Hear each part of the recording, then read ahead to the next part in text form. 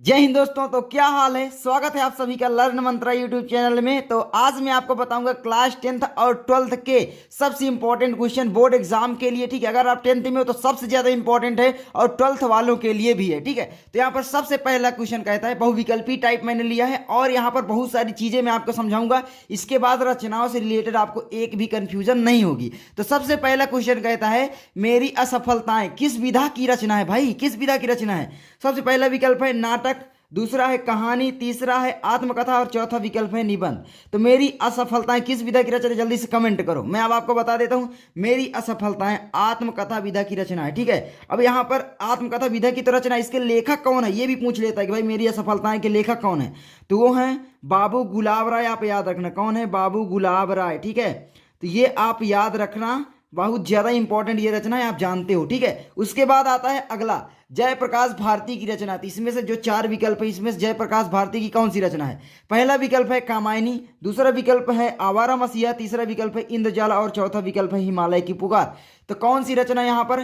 तो मैं आपको बता दूं, जयप्रकाश भारती जी की जो रचना है वो घ नंबर विकल्प सही हो जाता है, यानी हिमालय की पुकार जयप्रकाश भारती की रचना है। ठीक है, किस विधा की है ये आप मुझे कमेंट करना। और यहाँ पर कामायनी किसकी है? कामायनी आप जानते हो जयशंकर प्रसाद की है, तो आप याद कर लेना जयशंकर प्रसाद की। ठीक है, जयशंकर प्रसाद जी का क्या है ये है महाकाव्य, याद रखना। और इंद्रजाल भी इन्हीं के। इंद्रजाल क्या है ये आप मुझे कमेंट करो। वैसे कहानी है, मैं आपको बता दूं, लेकिन फिर मैं कमेंट करवा रहा हूं। ठीक है, ताकि आपको याद रहे। उसके बाद आवारा मसीहा किस विधा की रचना है, बहुत ही इंपॉर्टेंट है, इसको तो आप लोग पक्का कमेंट करो। ठीक है, आवारा मसीहा किस विधा की रचना, जल्दी कमेंट करो। इसके लेखक कौन है ये भी कमेंट करो। आगे बढ़े, तीसरा क्वेश्चन कहता है, सूरज का सातवां घोड़ा के लेखक हैं। सबसे पहला विकल्प है क नंबर जयप्रकाश भारती, ख नंबर विकल्प है धर्मवीर भारती और ग नंबर विकल्प है महादेवी वर्मा और घ नंबर विकल्प है निराला, यानी सूर्यकांत त्रिपाठी निराला। तो यहाँ पर कौन है सूरज का सातवां घोड़ा के लेखक? तो सूरज का सातवां घोड़ा के लेखक धर्मवीर भारती जय और यहाँ पर जयप्रकाश भारती, इन दोनों में से कोई एक होंगे, क्योंकि महादेवी वर्मा की रचना नहीं है, निराला की रचना नहीं है। तो यहां पर अगला क्वेश्चन जो है, सूरज का सातवां घोड़ा के लेखक कौन है? तो वो है आपका धर्मवीर भारती, याद कर लेना, बहुत ही ज्यादा इंपॉर्टेंट है। ठीक है, और यहां पर जयप्रकाश भारती की भी एक रचना है, उसका जल्दी से मुझे कमेंट करो। ठीक है, जल्दी से कमेंट करो। चलो मैं आगे बढ़ता हूं। आगे आपका आता है कि भाई यहां पर ये मैला आंचल, चौथा है ना, मैला आंचल के रचनाकार हैं। तो मैला आंचल के रचनाकार कौन है, ये बहुत ही इंपॉर्टेंट क्वेश्चन है। ठीक है, तो यहां पर सबसे पहला विकल्प है भूषण, दूसरा विकल्प है जयशंकर प्रसाद, तीसरा विकल्प है जयशंकर प्रसाद और चौथा विकल्प है फणीश्वर नाथ रेणु। तो यहाँ पर कौन हो जाएंगे मैला आंचल के रचनाकार? वो है फणीश्वर नाथ रेणु। और ये किस विधा की रचना है मैं आपको बता दूं, ये है उपन्यास विधा, तो आप लोग याद कर लेना, उपन्यास विधा की रचना है, फणीश्वर नाथ रेणु जी का उपन्यास है। आगे बढ़े, विकल्प नंबर 5, ये भी बहुत इंपॉर्टेंट है, इनमें से प्रेमचंद जी का उपन्यास है। तो कौन है प्रेमचंद जी का उपन्यास? चंद्रगुप्त, आप जानते हो चंद्रगुप्त स्कंदगुप्त अजातशत्रु, ये किसकी रचना है? जयशंकर प्रसाद। ये तो हो नहीं सकता है ना, जयशंकर प्रसाद। जो जो आ रहे हैं सबसे पहले उसको कट कर दो। उसके बाद आपका आता है गोदान, ये अगर आपको याद है। तीसरा विकल्प है गेहूं और गुलाब और चौथा विकल्प है दीपदान। दीपदान आप जानते हो राम कुमार वर्मा की एकांकी है। ठीक है, ये एकांकी है, किसकी है? राम कुमार वर्मा जी की।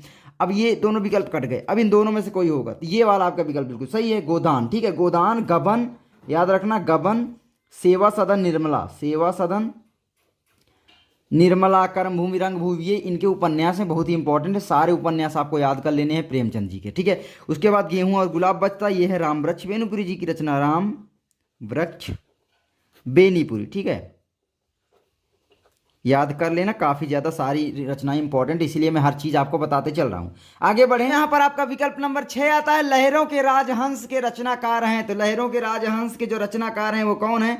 का नंबर है मोहन राकेश, दूसरा है राम वृक्ष बेनीपुरी, तीसरा है रामधारी सिंह दिनकर और चौथा है प्रेमचंद। तो यहाँ पर आपका हो जाएगा विकल्प नंबर 1, यानी मोहन राकेश। ठीक है, ये है लहरों के राजहंस के लेखक। और किस विधा की रचना ये भी पूछ लेता, तो ये इनका नाटक है, आप याद कर लेना, काफी ज्यादा इंपॉर्टेंट है। और राम वृक्ष बेनीपुरी की जो रचना है आप जल्दी से मुझे कमेंट करो।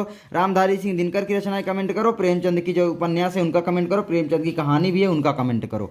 जितना कमेंट करोगे आपको उतना ही अच्छे से समझ में आएगा, उतना ही याद रहेगा, इसीलिए मैं बोला करता हूं। आगे बढ़े, आगे आपका विकल्प नंबर 7 आता है, क्या भूलूं क्या याद करूं किस विधा पर आधारित रचना है। भाई क्या भूलूं क्या याद करूं, सबसे पहला है कहानी, नाटक, निबंध, आत्मकथा।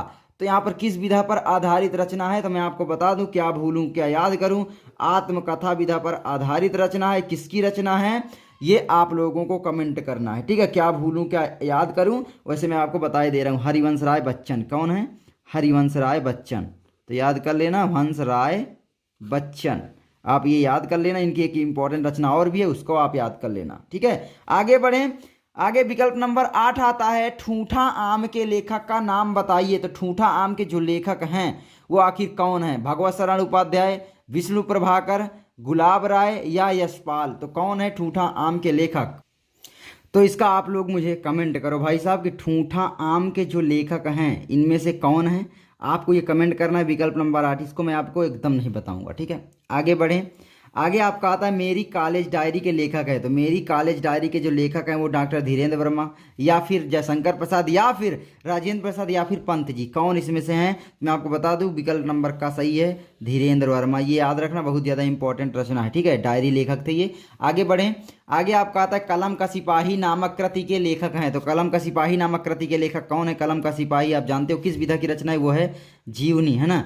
अब ये जीवनी विधा तो है, तो यहाँ पर विकल्प नंबर का है अमृत राय, दूसरा है गुलाब राय, तीसरा विष्णु प्रभाकर और धर्म विभाति। मैं आपको बता दूं अमृत राय, विष्णु प्रभाकर, गुलाब राय, इन तीनों की रचनाएं आपको याद कर लेना। गुलाब राय की जो रचना है मेरी असफलताएं, आप जानते हो आत्मकथा विधा की रचना है।